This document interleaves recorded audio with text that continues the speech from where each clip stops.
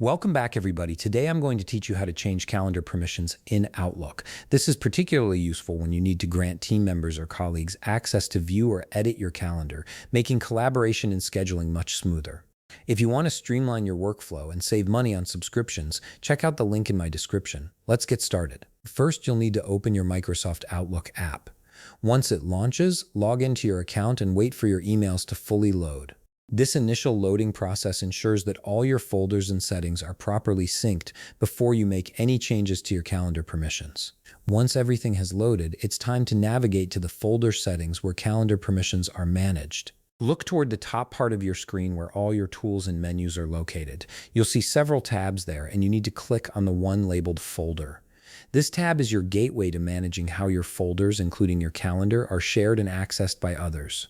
After clicking on the Folder tab, a menu will open with various options. Look for the option called Folder Permissions and click on it. This action will open a new window labeled Inbox Properties.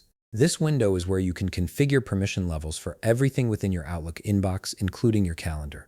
It gives you complete control over who can see or modify your calendar entries. Within the Inbox Properties window, locate the permission level drop-down menu. Click on it to reveal several options. You'll see choices like Owner, Publishing Editor, Editor, Publishing Author, Author, Reviewer, and Contributor.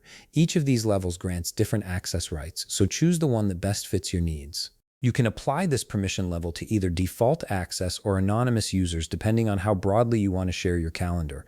If you need to grant specific individuals their own custom permissions, click on the Add button instead. This allows you to select a particular contact from your address book and assign them a unique permission level tailored to their role or responsibilities. Once you've made all your configurations, click on Apply to save your changes, then click OK to close the window and finalize everything. And that's it. You've successfully changed your calendar permissions in Outlook, giving you better control over who can access and manage your schedule. If you found this video helpful, please leave a like, subscribe, and see you in the next video.